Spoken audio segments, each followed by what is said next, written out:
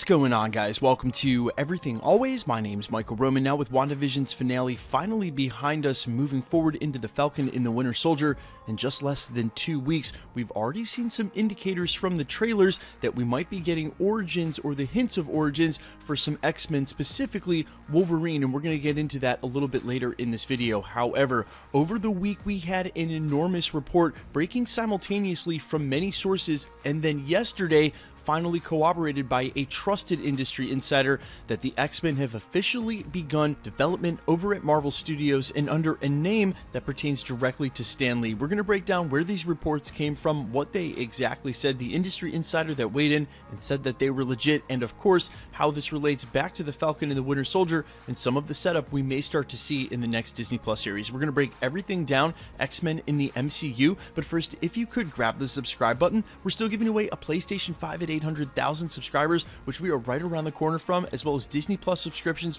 while the shows are live this year. If you want to be entered to win, all you have to do, hit the subscribe button, then leave a comment down below, and if you want, stick around to the end of the video. We'll get into all the giveaway stuff again there. So the story initially went live a couple of days ago in an exclusive from a source that's rather new to the industry insider circuit, but has already developed a great track record. That's theilluminati.com under the headline, "The Mutants, Marvel Studios is officially bringing the X-Men into the MCU." Exclusive.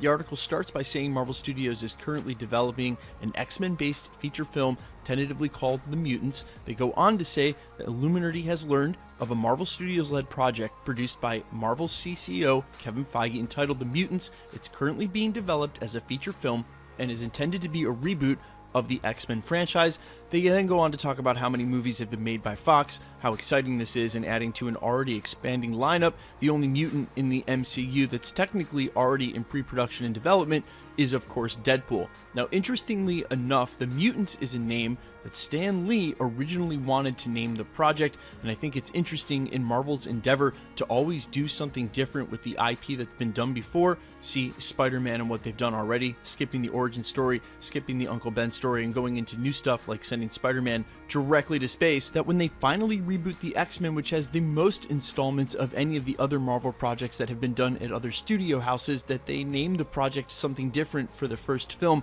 I think it also bears mentioning the importance of this name, as we still need an explainer for mutants fully in the MCU, and that name implies that they'll do just that, address that, and explain how it works in the context of the Marvel Cinematic Universe. Although it's important to mention, we did get a little bit closer during WandaVision with some specific scenes, and it seems to be implied that you need to have a predisposition, or maybe what's going to end up being called the X gene, plus a little bit of cosmic radiation. However, you would expect at some point they're going to go ahead and lay down the ground rules. Someone's going to figure it out on screen and then explain it to the audience, so we don't have this continued guessing game. Either way, the name of the film, being something that Stan Lee wanted to name them in the first place, is definitely a departure from the norm when it comes to booting the X-Men. Now, the story got a lot more interesting when added on top of the multiple places that started to report this and re-report it from the initial exclusive over at the Illuminati. Trusted industry insider Charles Murphy of Murphy's Multiverse weighed in a tweet reply when someone said, "Tell me this was just a joke."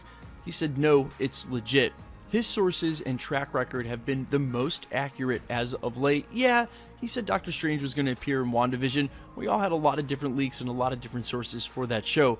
That being said, his track record is basically Teflon over the last year, and even about some very specific details. So basically, his corroboration of this report gives me a lot more faith in the legitimacy of the original exclusive. But look, it doesn't take a huge stretch of the imagination to understand that the X-Men, outside of maybe Spider-Man and a couple of other heroes, are some of the most lucrative and ubiquitous IP that Marvel has, and now Marvel Studios has access to. It wasn't going to be that long before Kevin Feige decided to figure out how they were going to reboot this. What I will say is that some of the origin Easter eggs we've already seen in the trailer and leaked set photos for the upcoming Falcon and the Winter Soldier, possible nods to O-Gun in the original origin for Wolverine via Weapon X, may not exactly tie to this, and let me explain. I think what we saw with WandaVision is going to be the same with Falcon and the Winter Soldier.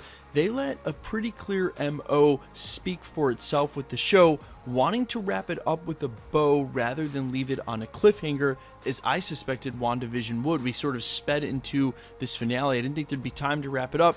They found a way to do just that. if they're just now developing the X-Men, while there may be a couple of Easter eggs here and there, you have to remember that the writing for the Falcon and the Winter Soldier would have been done at this point over a year and a half, 2 years ago. If they're just now starting to think about how they're going to reboot this IP and franchise, I would not expect there to be a ton of Easter eggs that are immediately tying to what they're doing with the mutants. Rather, they've been thinking about it since the Fox merger deal. They knew they were going to at some point have to tie them in, but the writing on these shows would have just come in too close proximity to what had happened in the Infinity Saga and really focus on arcs for these characters that are left over, namely Wanda Maximoff and now Sam and Bucky. The shows are about them. I wouldn't expect an X-Men or a mutant, someone like Wolverine, to show up during the show. Now, maybe in Shang-Chi, that's a different story, and when we cover some of that coming up later this year, I'll explain why I might expect to see one or two of the characters that might lead and tie to them. There's also been reports for Falcon and the Winter Soldier, without getting into any spoilers, no name dropping here, that one of the ancillary villains of the show may be a huge X-Men villain, but you can easily introduce characters like that without having to get into the mutant explainer.